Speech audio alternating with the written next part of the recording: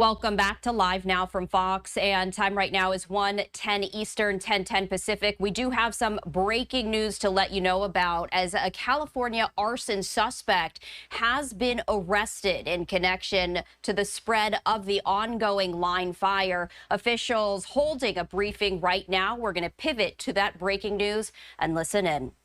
For a press conference about the line fire and the arrest of the suspect. First who's going to start talking is our Sheriff, Shannon D. Dykes. Thank you, everybody, for being here this morning.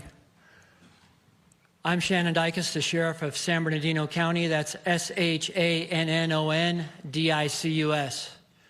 Over the last 6 days since this fire started, I have witnessed across this county amazing heroism by our first responders, both local, state, and federal, and all of our collaborators that have assisted in this massive incident for this county. Just to give you a little bit of an overview, this fire has affected a little bit over 35,000 acres. It's 14% contained, at least at this point. And as far as looking at the impacts of this incident, about 73,000 complete structures have been threatened by this fire. And when that translates to our citizens in this county, approximately 100,000 citizens. And that's why it's so important for me to be here to make that announcement. But prior to me talking about this case and giving you specifics about the arrest of this suspect, I want to make sure that I make an announcement. Our deputy sheriffs and our local collaborators are out there making sure our homes are protected. Not only our deputy sheriffs and our firefighters, we live in these communities, we've also been evacuated, and we're going to make sure that the public knows that their homes are our homes. In the Running Springs area, we have already taken 2 suspects into custody who are actively burglarizing residents and being those opportunists. And I'm drawing a line in the sand when it comes to things like this. If you're going to be an opportunist in San Bernardino County and we catch you, you are going to jail. My deputies and I will ensure that, and I know we have a DA that will prosecute you. And with that information, during this entire case, as this fire started off, our deputies and CAL FIRE arson investigators started looking at leads and conducting an extremely comprehensive investigation. I could not be more proud of them.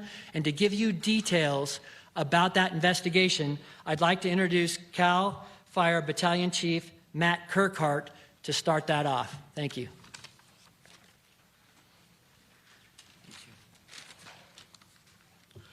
Good morning. My name is Battalion Chief Matt Kirkhart with CAL FIRE San Bernardino Unit. I am the supervisor over the Law Enforcement and Investigations Unit for our unit. On September 5th, Highland City Fire Department was notified of a vegetation fire at approximately 5:45. CAL FIRE law enforcement was in the area, and we arrived quickly to begin the initial investigation. The early investigation included an origin and cause determination of the fire, video and ALPR review, ALPR being automatic license plate readers, and then working with on-scene Highland deputies to gather and follow up on witness information and statements. On September 6th, we entered into a joint investigation with our partners, the San Bernardino Sheriff's Department, specifically the Highland Station Detective Bureau. When we joined into the joint investigation, we continued our in-depth review and collection of evidence, which led to an identifying a suspect vehicle and a suspect. I'd like to turn it over to my partner, Detective Jake Hernandez.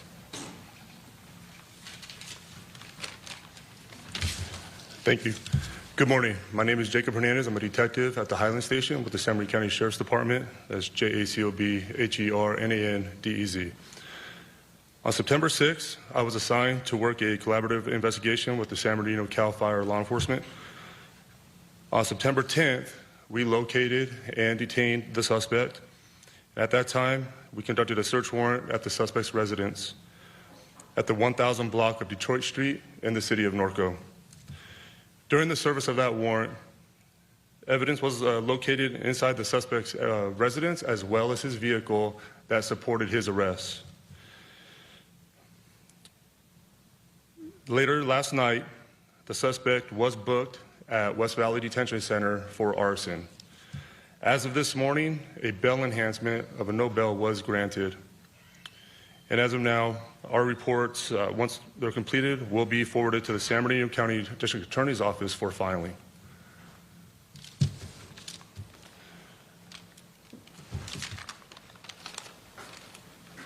As you can imagine, investigations like this are ongoing.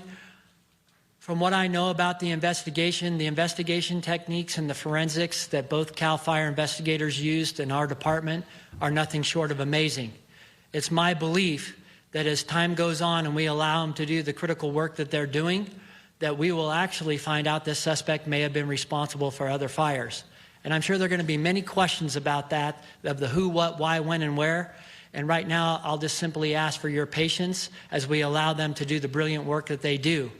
But I think it's important, as we know the numbers that I gave you earlier about our citizens and our public that have been displaced, that we are making sure we're finding justice for them. And we're going to continue to do the brilliant job that I'm watching day in and day out of our firefighters doing and our law enforcement personnel. So far, we do not have any report of loss of life, just structures. We're going to do our very best to keep it that way. The fire behavior in this fire, from the briefings that we've had from our fire partners, has been some of the strangest and not, let's just say, not typical of fire science is what's being explained to me. And we are constantly flexing and moving. What I've seen in the last 48 hours scrambling to our local communities has been nothing short of amazing. And I'm including our public in that. The cooperation that we're receiving from our public for the evacuations has been just phenomenal. We trained for this, and you hope you never, ever have to use this type of technique to do these evacuations, particularly under these rapidly evolving circumstances. But I'm very proud of our department, our collaborators, and I couldn't be more proud of this investigation, because people are going to want to know who and what was responsible for doing that. And between CAL FIRE and the San Bernardino County Sheriff's Department, we're going to be able to bring that level of justice to them. So like I said, I'm going to go ahead and answer some questions, and I will be frank if I can't answer those questions, but I'm going to do my very best to answer those for you with the professionals behind me. Rob, go ahead. I saw your hand up first. I know you can't get into details, but is this someone who was just being reckless, or can you say this was someone who was intentionally trying to cause damage to property and or life? While we're still in the thrust of the preliminary investigation, we believe this was intentional. You mentioned that this may be someone who's responsible for other fires. What leads you to believe that it's Owen? A lot of it is technology and different things that we knew. You know, there are camera systems that cover a wide variety of areas. People use cell phones and things of that nature. We are working on really collating all of that type of evidence right now, and those types of technologies are what's helping us to really track, in this case, the suspect's involvement. Do you know how he started this fire? Allegedly? I don't think we want to release that at this point, because that will be one of those pieces of evidence that does allow us to connect it to multiple fires, if that's in fact what we find during the investigation. Yes, sir. With the evacuations brought on by this fire that he allegedly started, you mentioned that you've already taken some other folks into custody for trying to burglarize some of these homes that have been left behind. What role is the department playing in I guess, surveying those now vacant areas that people have had to flee? How do you stay on top of those areas? People really shouldn't be there. No, that's a great question. So right now, if we were to take us all out into the field and see what's going on, there are over 150 law enforcement officers from all the collaborators I mentioned earlier. And also, it's been very beneficial to us. The governor pre-staged a National Guard unit, approximately 120 folks. And what we've been able to do to provide that protection and that security, as we go through and we clear those areas that are under evacuation order, they drop in behind us and they become the security along with Sheriff's Department personnel or a local law enforcement collaborator. And let me explain why that's critically important and has worked very well in this fire. As this fire has changed that fire behavior, as I described earlier, and its erraticness, if you will, what we're able to do is we're equipped with those high-low sirens and things that we put out to the public to make sure that under those circumstances where it's going to be a very brief contact at each residence, That technology has allowed us to really flex and move. So as you can imagine, if the National Guard's flowing in behind us, we can ensure that the evacuated areas are secure, and at the same time, use our forces that are trained to do this mass evacuation. And we also have technology that, through GIS technology, locates the home, documents the home, whether or not some person's there, whether or not they're staying, evacuating, or refusing. So as you can imagine, as we're constantly going back into those neighborhoods and reassessing it, we can make sure the public's safe. And also, this is GIS located on a map for our firefighters for structure protection, and it just gives us that very clear situational awareness picture to make sure we're deploying resources in a manner in which we should do that. Brian. Hi, good morning. What did you identify first, the car or him? It'd be the vehicle. That's how they started out. It was the vehicle, and that ultimately led to the other leads that ultimately led to the arrest of the suspect. He has like one minor drug arrest. He actually had a warrant out for his arrest. What else do you know about him? What is his life like? I mean, does he go to a 9-to-5 job, or is he a transient, or what do you know about him? You know what, Brian? I'm not sure, and I'll actually have the investigators come up and address that question for you. Real quick, Rob, did you have a question about that, or? I have several fire-related questions for CAL FIRE whenever. Absolutely. Brian, let me get our investigators and see if there's anything they can answer that. I feel comfortable in answering that, and then Rob will get CAL FIRE up here for you. Okay, thank you. Jake? So he works for FedEx. He's a third contract delivery driver.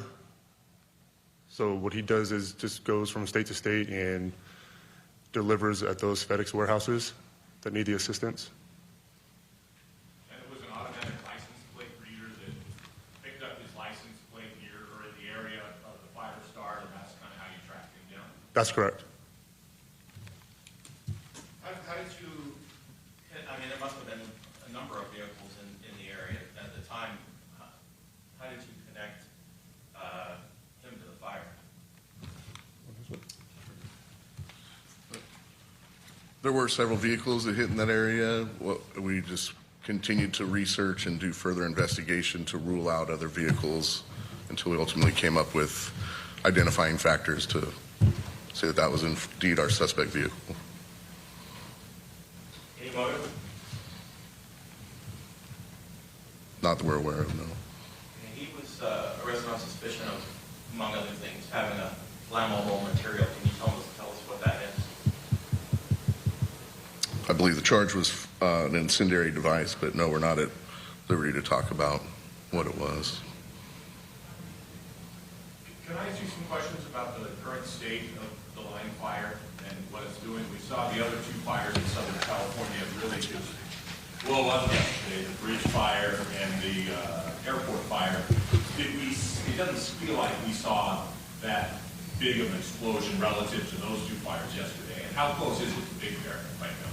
Yeah, hi, I'm Judd Gaines, Operations Section Chief with CAL FIRE Incident Management Team 3. So yesterday, we did have some weather come in with the winds, low humidities. We issued, our local incident meteorologist issued a local red flag warning over the fire area. Fortunately, we did not get impacted as much as the airport and the bridge fire did yesterday, but we did have a significant growth in acreage yesterday. As you guys know, the fire's well established in the Santa Ana River drainage. It made its way into Bear Creek, got established down into Bear Creek, which is what threatened Big Bear, and which caused us to put a portion of Big Bear into an evacuation order yesterday. Right now, with the latest infrared flight that we've got and the tracking of where that was, we utilized drones and UAS last night into the early morning this year just to figure out exactly where the fire was down into that drainage. And we're still a couple miles out from Big Bear. But as you know, it doesn't take much for where it's aligned and where the fire is established in that Bear Creek drainage to come out onto that La Mesa Bluff up there near Boulder, the community of Boulder on the west side of Big Bear, south of the lake. Are we still at zero structure loss? I know there's at least one that's damaged, but... Yeah, so the fire impacted Running Springs yesterday afternoon and into the evening. We think there could be one structure destroyed up there, but we do have our damage inspection teams that are up there today verifying that. So I cannot give you an exact count as it came in, and I know our firefighters on the line were engaged in an active firefight yesterday afternoon and through the evening in the community of Running Springs. We do know we lost Keller Peak Lookout. The U.S. Forest Service lookout was destroyed yesterday. I can confirm that. Is that the oldest lookout tower in the county? That's what someone was telling me. I believe I don't have that exact history on that tower for you. I do know there's quite a bit of history in that lookout tower. The sheriff was talking about the, very, I forget the word he used, but the fire behavior is very, unique. We haven't seen it. This isn't a Santa Ana wind-driven type event. This is still a summer fire. How would you characterize the fire behavior, and what would you attribute that to? And then the other thing is, it seems like this is an area that hasn't burned in a long, long time, not old fire or lake or...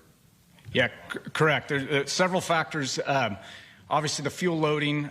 We've had a significant heat spell this summer. Some of the hottest temperatures we've had in a long time, coupled with a couple of wet winters that we've had, which has caused the grass to grow very thick. But also with that big snow that we had down here a couple of years ago, that caused a lot of limbs to break. So we have a lot of dead and down fuel in there. And like you said, it is burning in areas with very little to no fire history that we're aware of. So, and then that Santa Ana River drainage is a very dangerous place. So once it got established in there, we knew we had our hands full. Where this fire was started was one of those areas that we've trained on. We talk about it, the local fire departments, CAL FIRE, the Forest Service.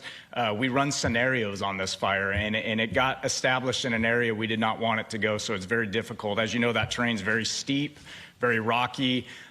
It's hard for us to commit firefighters down into those drainages with the fire behavior we had. So it is fuel and terrain driven, most of this, and then you throw in some low humidities and the winds that we had yesterday, and it pushes out. So firefighter safety is our #1 priority, so we have to always make sure we're putting our firefighters in the safest place before we can really try to pinch this off. So as we're doing that, we're also putting in some alternate and contingency lines at the same time that we're trying to go direct in the places we can. So we're looking at every opportunity we can. We're opening up old bulldozer lines from the El Dorado fire from a couple of years ago.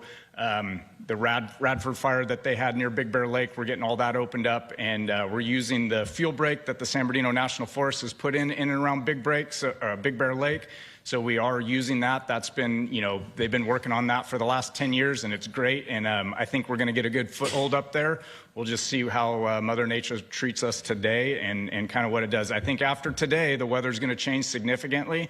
The temperatures are going to drop. The humidity is going to go up, which is going to allow us to start getting a good foothold in there. It's just going to depend what this fire does today. What is unusual about the fire behavior that the chief or the sheriff described? It's basically the fuel loading. So we have a lot of fuel this year, a lot of grass, a lot of brush.